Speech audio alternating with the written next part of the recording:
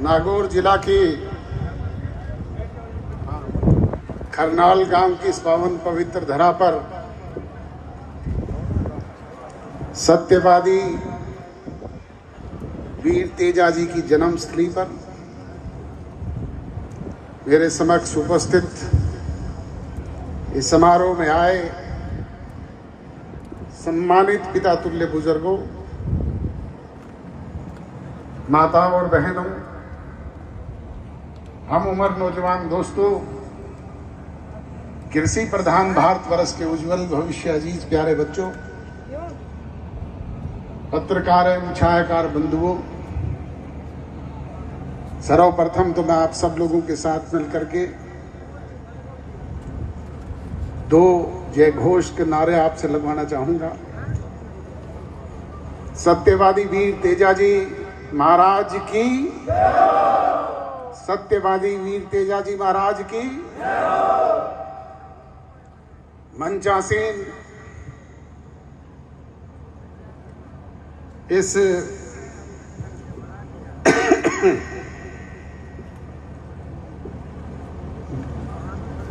जन्म ट्रस्ट के अध्यक्ष और आज के आयोजन के आयोजककर्ता माननीय सुखराम जी खुड़खुड़िया साहब, राजस्थान सरकार के पूर्व में रहे मंत्री और मेरे साथी सम्माननीय चौधरी राजेंद्र जी,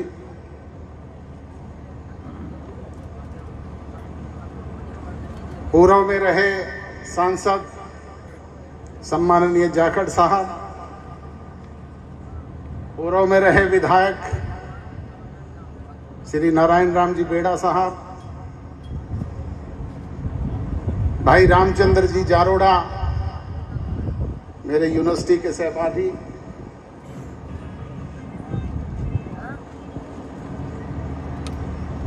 चौधरी राजा राम जी मील साहब जाट महासभा के अध्यक्ष, संगीता जी बेनीवाल, आरुषि जी मलिक वरिष्ठ IAS अधिकारी,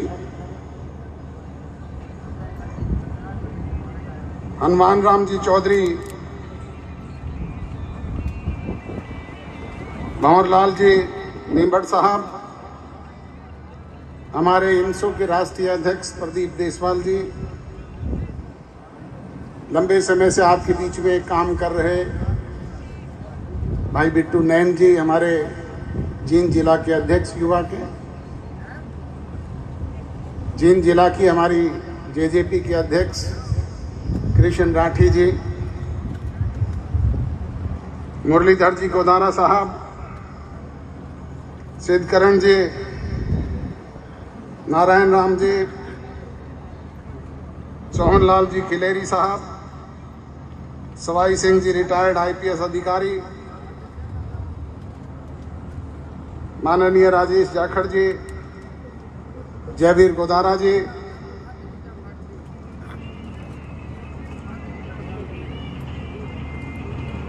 पवनलाल जी, राम निवास जी, महेंद्र परमेश्वर गिरी जी,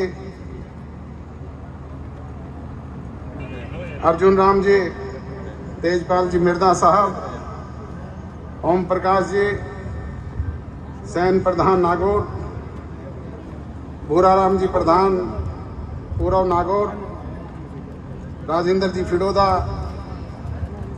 अभिषेक जी चौधरी, सेलाराम जी सारण, अशोक जी वार्डन एवं सम्मानित मंच, बुजुर्गों और नौजवान दोस्तों, बड़े लंबे समय से गर्मी के इस मौसम में आप लोग बैठे हुए हो। मेरे से पूर्व वक्ताओं ने वीर तेजाजी के जीवन से जुड़ी हुई बातों से आपको अवगत कराया और आप तो इस इलाके के रहने वाले हो, आपको अवगत कराने की आवश्यकता ही नहीं। आज हम यहाँ एकत्रित हुए हैं कि वीर तेजाजी के जन्म स्थान को एक भव्य स्वरूप दिया जाए। मुझे 2 महीने पहले यहाँ आने का अवसर मिला था। मैं नहीं आया था, वीर तेजा जी ने बुलाया था। और जब मैं यहाँ आया देखा तो मुझे महसूस हुआ, मैंने इसी स्थान पर मंच पर खड़े होकर के कहा था कि हमारे ऐसे छोटे छोटे समाज के लोग अपने उन महापुरुषों को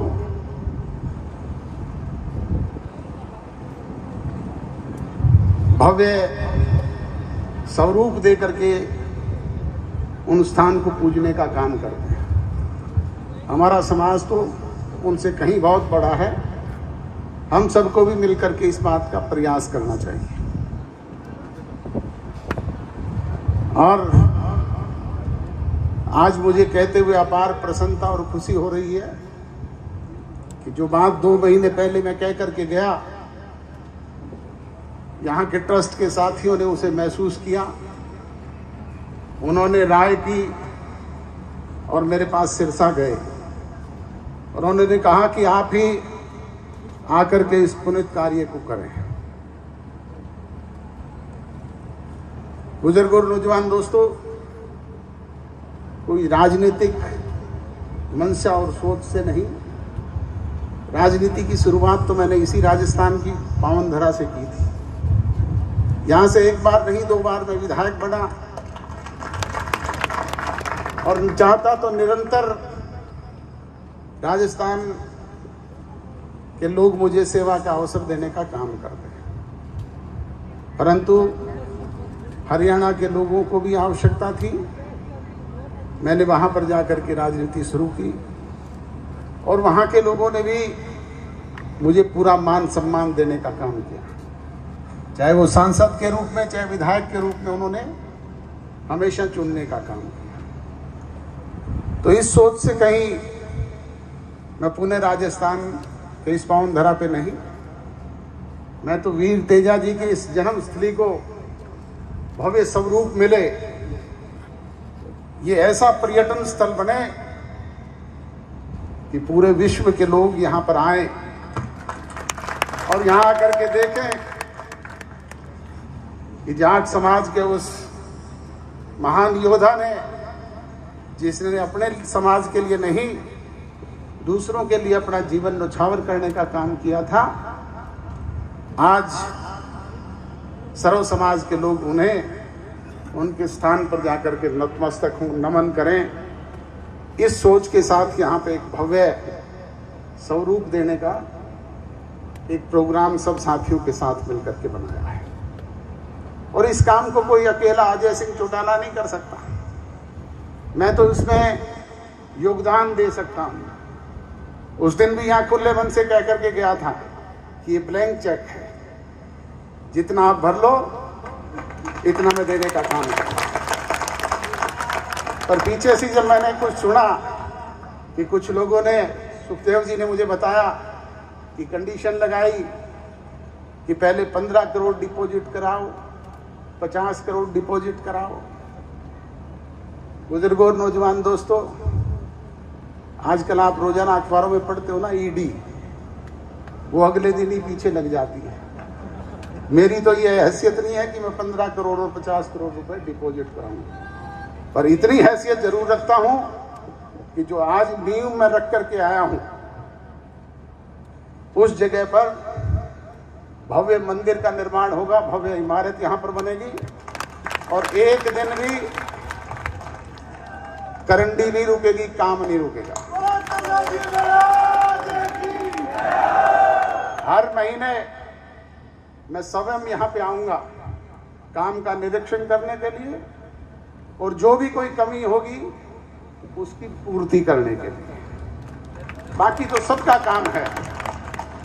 मेरी हैसियत 5 देने की है, आपकी हैसियत 5 पैसे देने की है, तो समाज का कार्य है, सब मिल करके करें। याद होगा जब श्रीलंका और हिंदुस्तान के बीच में राम सेतु बन रहा था, जब सारे लोग उस काम में लगे हुए थे, एक गिलहरी भी वहां पे थी जो कभी भाग के समुद्र के पानी में जा रही थी, कभी रेत में लिपट करके फिर समुद्र में जा रही थी। तो किसी ने पूछा कि तेरा इसमें क्या योगदान है? कि भाई आप बड़े पत्थर उठा करके डाल सकते हो, आप बड़ा काम कर सकते हो, तो मेरा भी योगदान है, मैं भी कोई रेत का कण तो जरूर छोड़ करके आ रही हूँ। इसलिए इसमें सबके सहयोग की आवश्यकता है। आप एक एक घर से एक एक ईंट पहुंचाएं, इस निर्माण कार्य में सहयोग दें। और आज इस निर्माण कार्य में सहयोग देने के लिए नोखा के हमारे सेराराम जी, कन्हैया लाल जी सिहाग ने अभी मुझे कहा कि 10 लाख रुपए मेरी तरफ से भी आप घोषित करने को। मैं इनका आभारी हूँ, धन्यवादी हूँ। इसी तरीके से आप सबसे गुजारिश करूँगा कि जिसकी जो हैसियत है, कोई किसी के लिए पाबंदी नहीं। आप 5 पैसे का योगदान दें, 5 लाख का दें, 50 लाख का दें, पर योगदान दें। आपके योगदान से जो भव्य स्वरूप यहाँ पे खड़ा होगा, उस पूरे संसार के लोग देखने आया करेंगे। ये सोच के साथ हम आगे बढ़े, यही कहने के लिए आप लोगों के बीच में हाजिर हुआ हूँ। और जैसा मैंने कहा कि हर महीने में आऊँगा, स्वयं कार्य का निरीक्षण भी करूँगा, ट्रस्ट के साथियों से मिल करके जो भी कोई कमर कोताही रहेगी उसे पूरा करने का काम करूँगा। यही कहते हुए आप सब लोगों का जो इतनी बड़ी संख्या में यहाँ आए हैं, मैं आभार व्यक्त करता हूँ, धन्यवाद व्यक्त करता हूँ। यहाँ पर पहुँचने पर आपका स्वागत करता हूँ, अभिनंदन करता हूँ, अभिवादन करता हूँ। और मेरे अजीज रंजीत ढोलिया जी, पूर्व छात्र नेता, का भी स्वागत करता हूँ। पुनः मंच आसीन तमाम नेताओं का, वरिष्ठ साथियों का बहुत बहुत आभार। पत्रकार एवं छायाकार बंधुओं का बहुत बहुत मेहरबानी, धन्यवाद। जय हिंद। बोलिए श्री तेजा जी महाराज की। चौटाला साहब ने हमारे